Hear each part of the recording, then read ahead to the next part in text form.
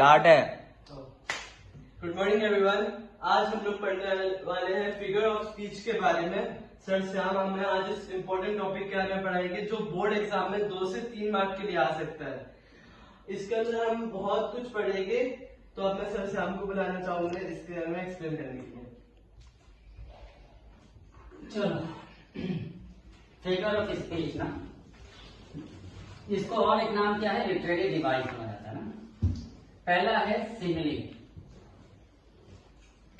Simile simile means comparing two people, two things या more then to.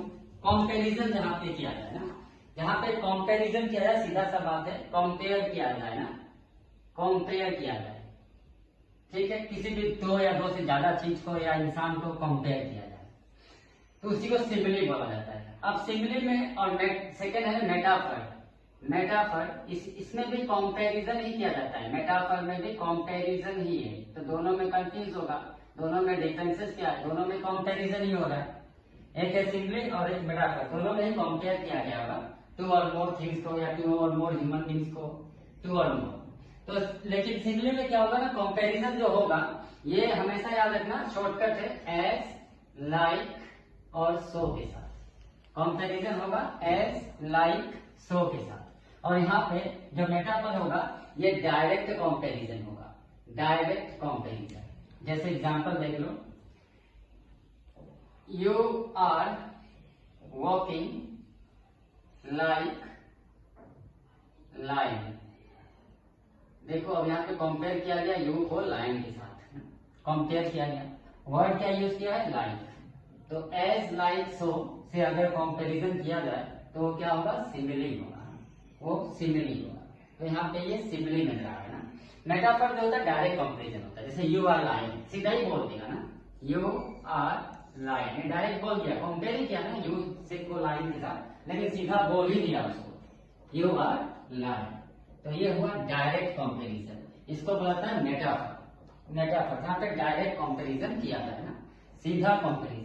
और as, like, सो से अगर किया जाए तो वो हो जाएगा सिमिली, एज, लाइक, सो से। तीसरा है एलिट्रेशन। एलिट्रेशन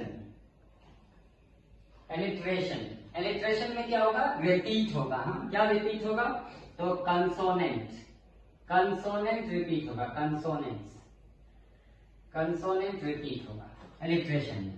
एक ही लाइन में कंसोनेंट का रिपीटेशन मिलेगा, जैसे शी इज सेलिंग फूड। अब देखो एस, एस कंसोनेंट है, दोनों का रिपीटेशन मिल रहा है, लेकिन एक बात ध्यान रखना कि पहला लेटर ही वो होना चाहिए कंसोनेंट, बीच में नहीं, फर्स्ट लेटर ही होना चाहिए, फर्स्ट लेटर, बीच वाला से नहीं होगा ना।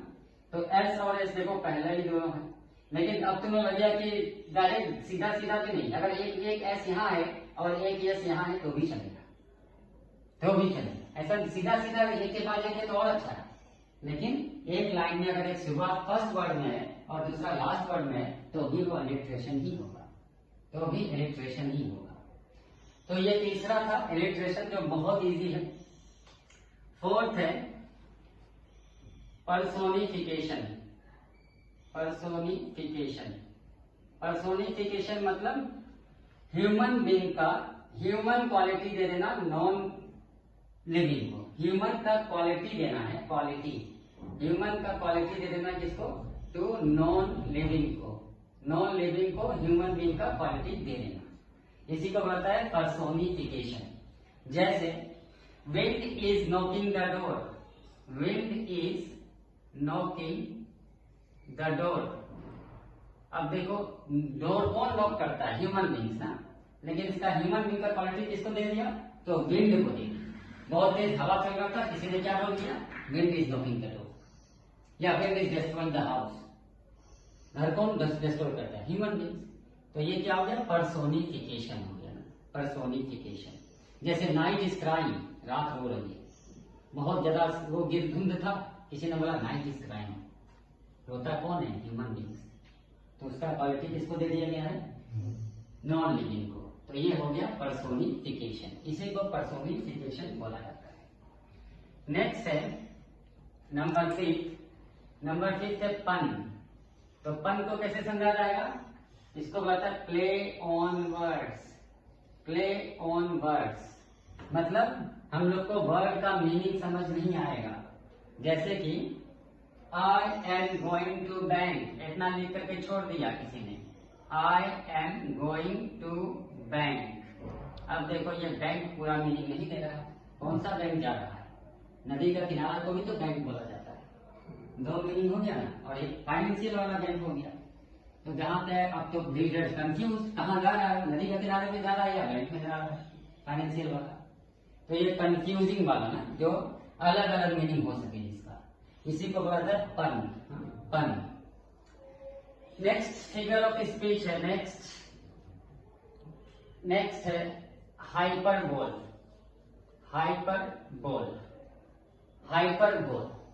हाइपरबोल का मतलब है कुछ ज्यादा ही बोल देना, कुछ ज्यादा, बहुत ज्यादा बोल देना। जैसे कि किसी को बहुत तेज भूख लगा था, उसने बोला आई कैन ईट हॉर्स।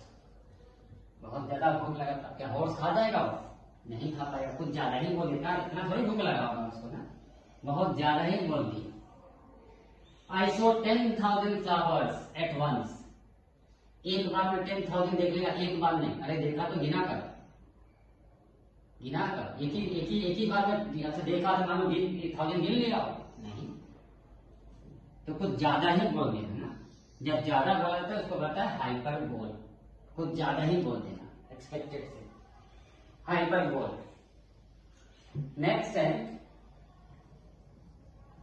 ओनेमेटोपिया। ओनेमेटोपिया ये क्या होता है?